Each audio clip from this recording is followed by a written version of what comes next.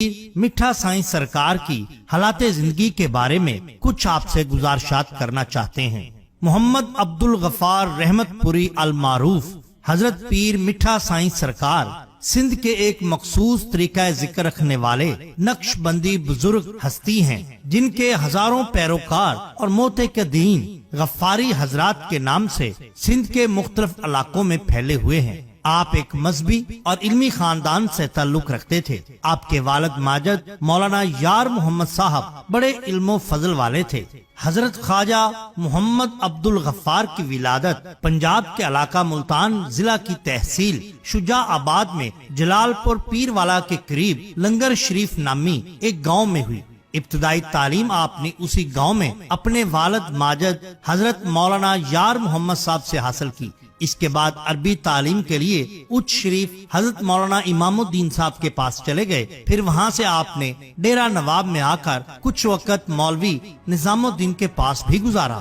मौलवी निजामुद्दीन यूं तो बड़े काबिल आलम थे, लेकिन पीराने कराम और औलियाए उज़ाम बिलखुसूस मौलाना रोम रहमतुल्लाह ताला अलैह के सख्त मुखालिफ और मुनकर थे। जब ये बात हजरत ख्वाजा अब्दुल गफ्फार के वालिद माजिद को मालूम हुई तो उन्होंने ख्वाजा साहब को उनके पास पढ़ने से मना कर दिया और फरमाया कि बद अकीदा आलम के पास पढ़ने से अच्छा है कि इंसान अनपढ़ रहे। चुनाचे यहाँ से छोड़कर आप वापस अपने गांव आ गए और यहाँ अपने बड़े भाई मौलाना अशरफ साहब से कुछ दिन दर्स लिया और यहीं पर आपने अपने ज़ाहिरी अलूम की तकमील भी की। हसूल इल्म की राह में जो मसायब और मुशक्कतें आईं, आपने उन सब को खंदा जबीनी से बर्दाश्त किया। चुनाचे आप फरमाया करते थे कि दौराने तालीम रात की बासी रोटी के सूखे हुए टुकड़े सुबह आग पर सेंक कर मैं खा लिया करता था। सालन चूंकि बहुत थोड़ा होता था, इसलिए इसमें पानी डालकर काम चलाया करता था, लेकिन उस बासी रोटी और उस सालन में वो मजा आता था कि जिसको मैं कभी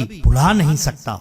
इल्मे जाहिर की तकमील के बाद आप इल्मे बातिन की तहसील की तरफ मतवज्जे हुए, तो चूंकि आपका आबाई तरीका कादरिया था, इसलिए आप इसी सिलसिला में ख्वाजा हाफिज मोहम्मद फतेह साहब से बैत हुए। वो एक बहुत बड़े मतवक्कल आलम, बाअमल, सादा मगर बड़े बारोब रूहानी बुजुर्ग थे। आपके रोब और दबदबा का ये आलम था कि किसी को आपके सामने बेधड़क बोलने की हिम्मत न होती थी। अभी राह सलूक के मुसाफिरी थे कि आपके मुर्शद का इंतकाल हो गया और आपके इल्मे बातन की तकमील अधूरी रह गई। मुर्शद के इंतकाल के बाद आप किसी कामिल रहबर और वली बरहक की तलाश में काफी अरसा तक हैरान और सरगर्दा रहे। आखिर खुदा ने रहबरी फरमाई और ख्वाजा मोहम्मद सिराजुद्दीन नक्शबंदी जैसे बुजुर्ग के खलीफा ख्वाजा पीर फजल अली कुरैशी रहमतुल्लाह ताला अलैह की जात अता फरमाई, जिन्होंने आपकी बातनी तकमील करके आपको खिलाफत और इजाजत से सरफराज फरमाया। आप रहमतुल्लाह ताला अलैह अपने पीरो मुर्शद का अदब और एहतराम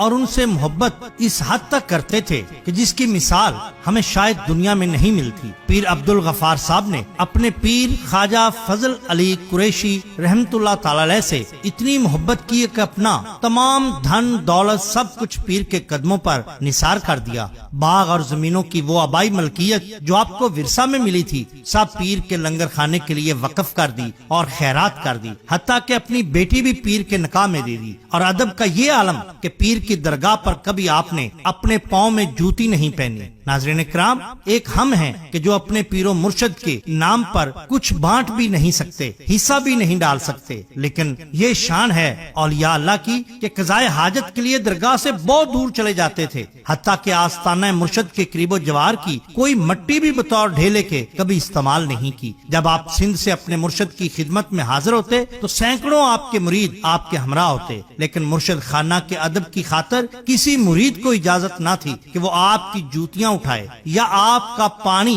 किसी लोटे में भरे। अदब की खातर ये सब काम आप खुद किया करते थे और उसके करने में कोई आर या शर्म महसूस नहीं करते थे। अपने मुर्शद के हमरा आपने सरहंद शरीफ का भी सफर किया। بارگاہ مجددی میں حاضری کا حال بیان کرتے ہوئے آپ نے فرمایا کہ جب میرے مرشد حضرت پیر قریشی سرہند شریف تشریف لے گئے تو بڑے ادب و احترام اور عقیدت کے ساتھ انہوں نے حضرت امام ربانی حضرت مجدد الفسانی کے مزار کو بوسہ دیا، اپنے ہاتھ سے غلاف کو مزار پر درست کر کے رکھا اور اس کے بعد بہت دیر تک مزار کے قریب مراقبہ میں مصروف رہے۔ اس طرح آپ نے لاہور کا بھی سفر کیا اور دہلی کا بھی۔ بہت سے اولیاء اعظام کے مزار پر انوار پر حاضری بھی آپ نے دی اور وہاں آپ محفل سما سے بھی لطف اندوز ہوتے تھے۔ آپ کی مستقل رہائش گوٹچی اسٹیشن نواب ڈیرا جنکشن سے پھلا اسٹیشن کے قریب گاؤں میں تھی، جس کا نام اپنے احباب کے مشورہ سے آپ نے آشکا آباد رکھ دیا۔ اس کے بعد آپ جنیجو نامی آبادی میں آباد ہوئے اور اس کو بھی چھوڑ دیا۔ اس کے بعد آپ رحمت پور میں آئے اور یہاں پر آپ نے اپنا پکا ڈیرا لگا لیا۔ بعض روایات میں یہ بھی آتا ہے کہ دوستوں کے اصرار پر آپ لاڑکانہ تشریف لے گئے، جہاں اسٹیشن کے قریب ہندوؤں کی کچھ جگہ خالی پڑی تھی، وہاں مستقل رہائش اختیار کی، آستانہ قائم کیا اور پھر اس جگہ کا نام رحمت پور رکھ دیا۔ اس طرح سندھ میں اپنا مرکز قائم کر کے آپ نے تبلیغ کا کام شروع کر دیا۔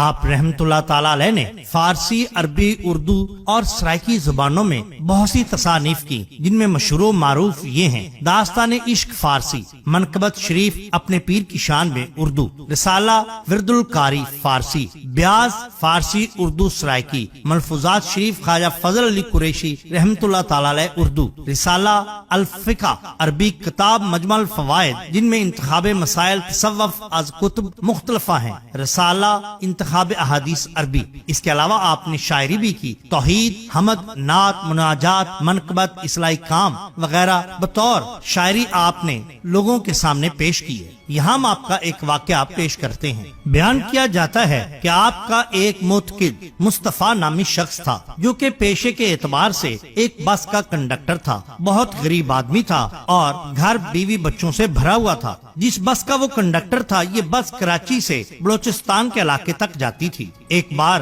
حاضری میں کچھ تاخیر ہو گئی تو حاضر درگاہ ہوا اور عرض کی، حضور یہ میرا پیشہ مجھے آپ کی زیارت میں مخل کرتا ہے، کچھ ایسا انتظام فرمائیے کہ میں دیار مرشد سے ہر لمحہ سیراب رہوں۔ خدا کا کرنا ایسا ہوا کہ چند دن میں ہی مصطفیٰ نامی کنڈکٹر کنڈکٹری سے ڈرائیوری میں اور پھر ڈرائیور سے بس میں حصہ دار ہوا، ایک بس کا مالک بنا اور پھر اگلے چند سالوں میں باقاعدہ وہ بہت سی بسوں کا مالک ہوا اور ایک بس سروس، جس کو غفاری بس سروس کا نام دیا گیا، شروع کی۔ دن پھر گئے، اللہ نے بطفیل حضرت پیر میٹھا سائیں سرکار رحمت اللہ تعالی علیہ ایسا رنگ لگایا کہ جو سب نے دیکھا۔ آخر عمر میں سب کچھ بال بچوں کے سپرد کر کے مصطفیٰ در مرشد کا ہو کر رہ گیا اور زندگی کی آخری سانس تک وہیں ٹھہرا رہا۔ ناظرین کرام، یہ شان ہوتی ہے اولیاء اللہ کی۔